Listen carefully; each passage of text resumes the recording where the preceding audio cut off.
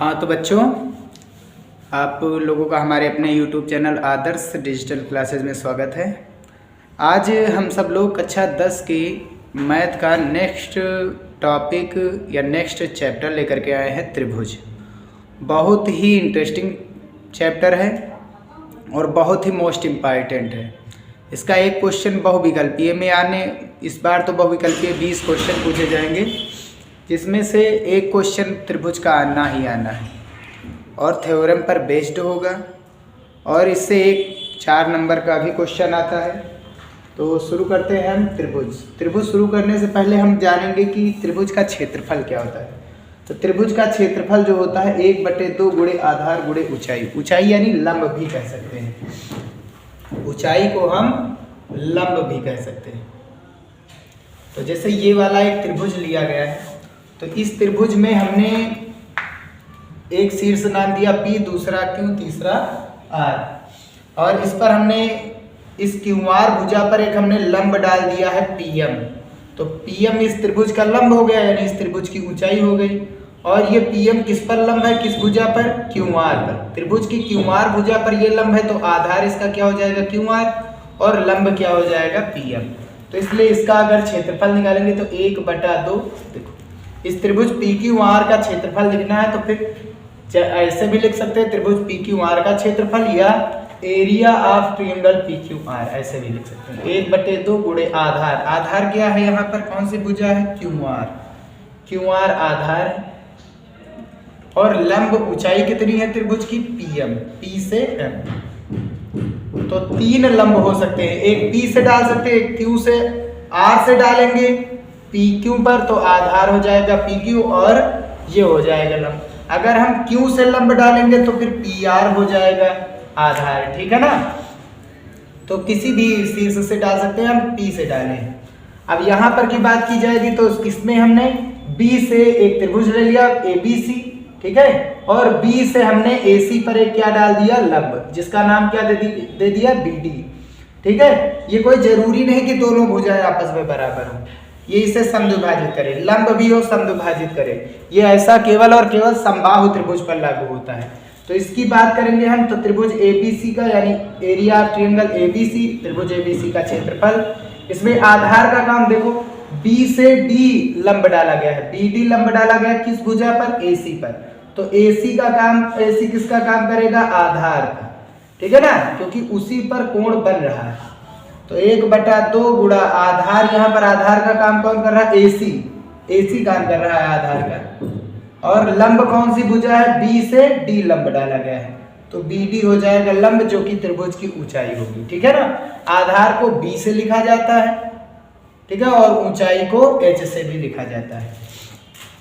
अब एक खास बात, त्रिभुज का जो लंब होता है वो त्रिभुज के बाहर भी हो सकता है। आधार त्रिभुज में ही रहेगा, लेकिन लंब हम त्रिभुज के बाहर ले सकते हैं। जैसे इस वाले त्रिभुज में ABC है, इसका लंब हमने कहां पर, B से AC पर लंब डाल सकते थे, ऐसी बात नहीं, लेकिन हम क्या करेंगे, C से एक लंब डालेंगे। अगर C से लंब डालेंगे तो इस भुजा पर तो आएगा नहीं, तो इसका लंब कहाँ आएगा, इसके बाहर आएगा, यानी कि CP।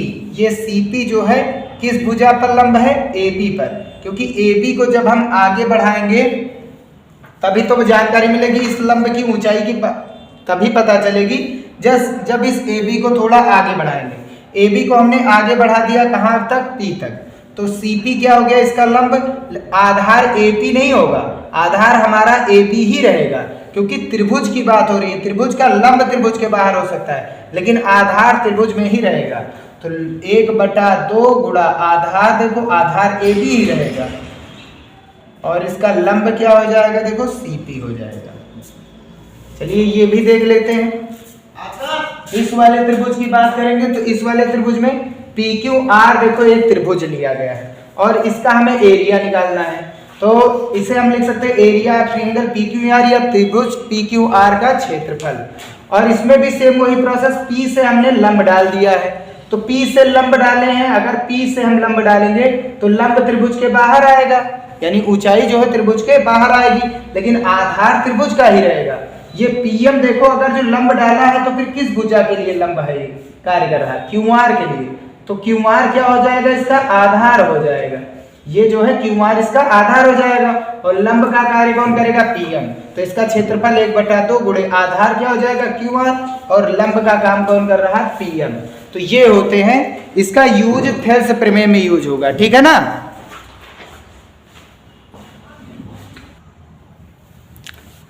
तो त्रिभुज में एक खास बातचीत देखेंगे, इसमें होता क्या है, अगर त्रिभुज के आधार समान होते हैं तो उनके क्षेत्रफल समान होते हैं, ठीक है। किसी भी त्रिभुज की अगर जो हम क्षेत्रफल की बात करेंगे, अगर उनके आधार समान है तो उसका क्षेत्रफल हमेशा समान आता है। जैसे बात करते हैं इस वाले त्रिभुज में PSR में, इस वाले त्रिभुज में, और QSR में, तो इसका आधार अगर जब हम बात करेंगे ये वाली भुजा समांतर भुजा के रूप में जो कि है सामने वाले के, ठीक है। तो इसका एरिया, इसके एरिया आपस में क्या हो जाएंगे, इस वाले भाग का एरिया इस वाले भाग के बराबर होता है, क्योंकि इनके आधार देखो, कामन भुजा क्या है इसमें, SR। तो जो कामन होगा हम उसी को आधार बना करके चलेंगे। तो जो SR है ये इस वाले त्रिभुज में भी है और इस वाले त्रिभुज में भी है। तो SR दोनों में क्या हुआ, समान, और इसी को हम क्या मान लेंगे, आधार। तो आधार समान होने पर इनके एरिया क्या हो जाएगा, समान। तो इस वाले त्रिभुज का क्षेत्रफल A1 है, तो इस और इसका क्या है, A2। तो ये आपस में बराबर हो जाते हैं। लिखेंगे कैसे, एरिया ऑफ ट्रायंगल PSR, ये वाला त्रिभुज, बराबर एरिया ऑफ ट्रायंगल QSR, यानी ये वाला त्रिभुज QSR, इनके क्षेत्रफल आपस में क्या हो जाएंगे, समान हो जाएंगे, ठीक है। थेल्स प्रमेय में यूज होगा तो इसलिए देख लीजिए। अब यहां पर की बात की जाएगी तो यहां पर आधार देखो, कामन भुजा दोनों में कौन सी है, किस, इन दोनों त्रिभुजों में जो छायांकित भाग है उसमें कामन भुजा ये है दोनों में, AD। तो AD को ही हम आधार बना करके चलेंगे। तो AD इस वाले त्रिभुज में भी आ रहा है, इस वाले त्रिभुज में आ रहा है, AD कामन है, तो इसलिए AD को हम क्या मान लेंगे, आधार, ठीक है। और आधार अगर समान है तो एरिया भी क्या हो जाएगा, समान। तो इसका एरिया A1 है और इसका एरिया A2 है, ये आपस में बराबर होंगे। इसे हम कैसे लिख सकते हैं, ये वाला त्रिभुज है तो इसलिए इसे हम लिख सकते हैं एरिया ऑफ ट्रायंगल AB और D, ABD, ये बराबर होगा एरिया ऑफ ट्रायंगल किस वाले के, ADC के, ADC, ट्रायंगल ADC, ये होता है इसका कॉन्सेप्ट, ठीक है। चलिए हम देख लेते हैं समरूप त्रिभुज क्या होते हैं। सर्वांग सम त्रिभुज तो कक्षा 9 में था, लेकिन इसमें हम क्या पढ़ेंगे, समरूप त्रिभुज। तो समरूप त्रिभुज, कोई भी आकृति समरूप कब होगी, जब उनके संगत कोण समान होंगे और संगत भुजाएं समानुपाती होंगी।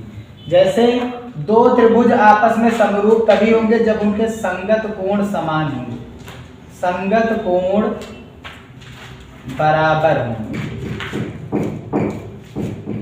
ठीक है। संगत कोण बराबर होने चाहिए, क्या होता है हम आगे बताएंगे जब चैप्टर शुरू होगा। और संगत भुजाएं